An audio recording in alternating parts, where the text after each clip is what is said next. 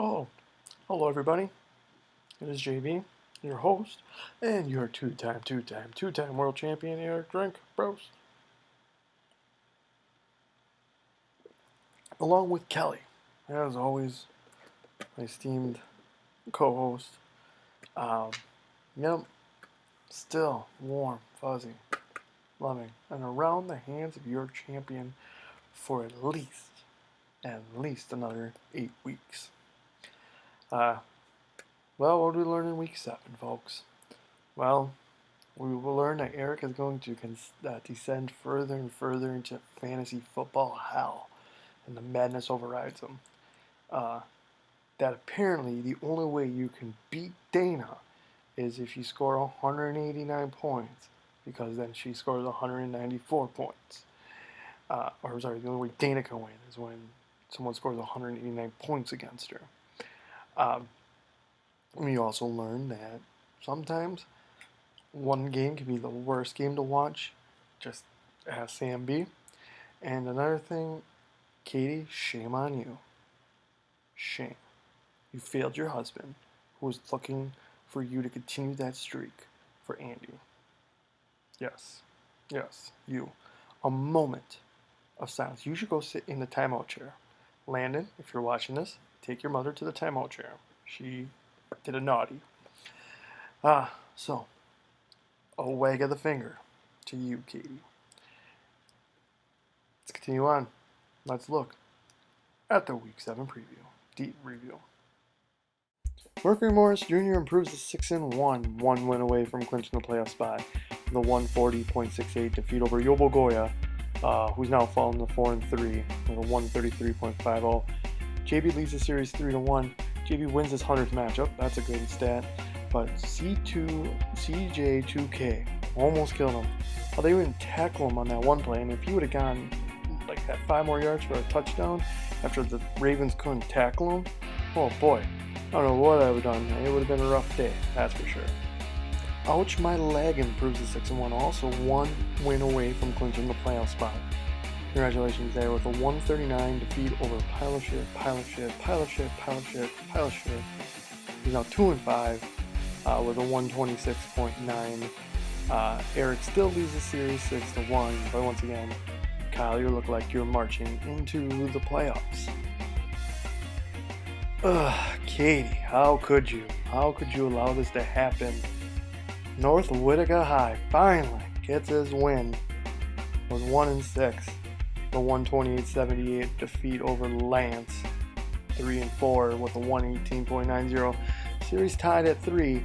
Katie, keep this up. 2 more years and you'll be where I am. 5 losses to Andy, contributing about a fourth of his wins there. I can't even congratulate this. Katie, we're disgusted in you. There will be no comment to this one. You can pause it and go through it. The only thing I will say is that Bob now has defeated all teams ever played.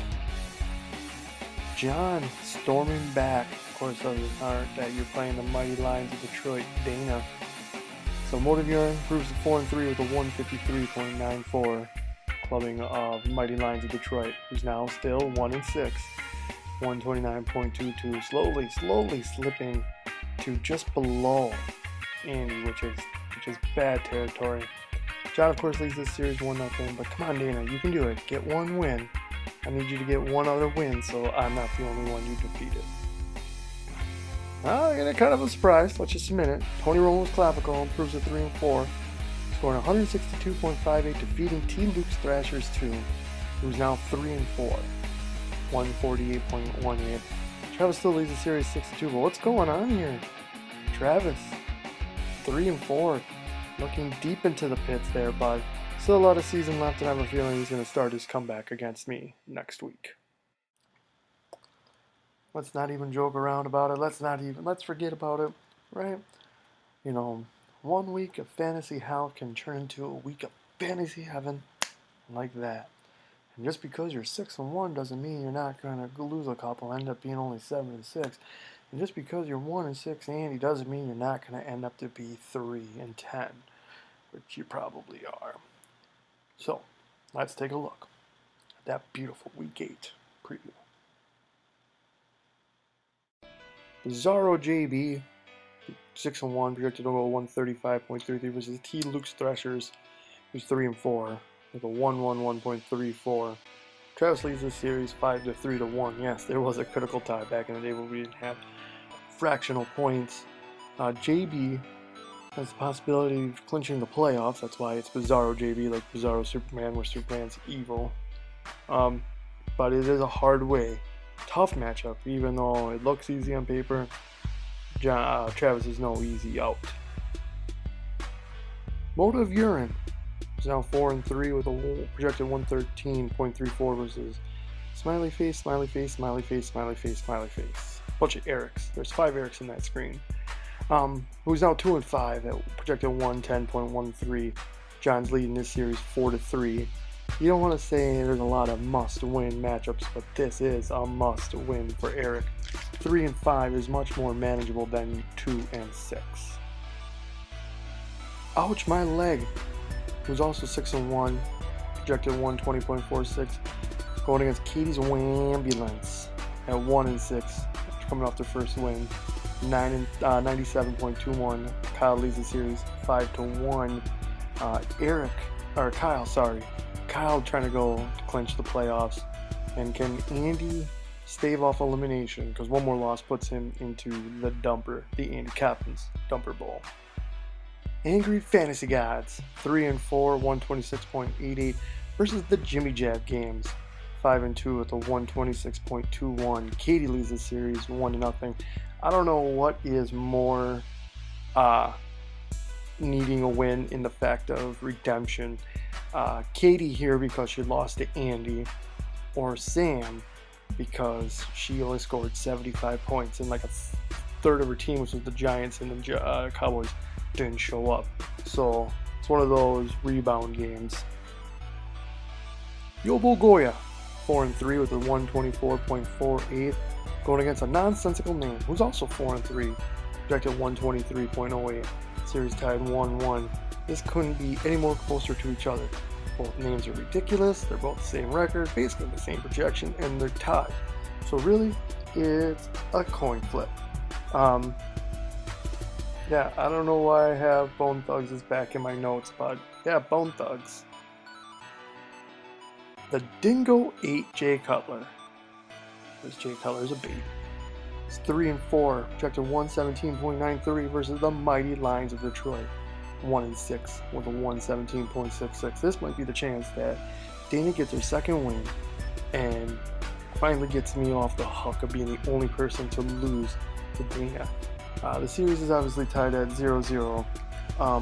So just to let you know that Yahoo is now projecting that Dana will go 7-6. That's right. Go and look it up.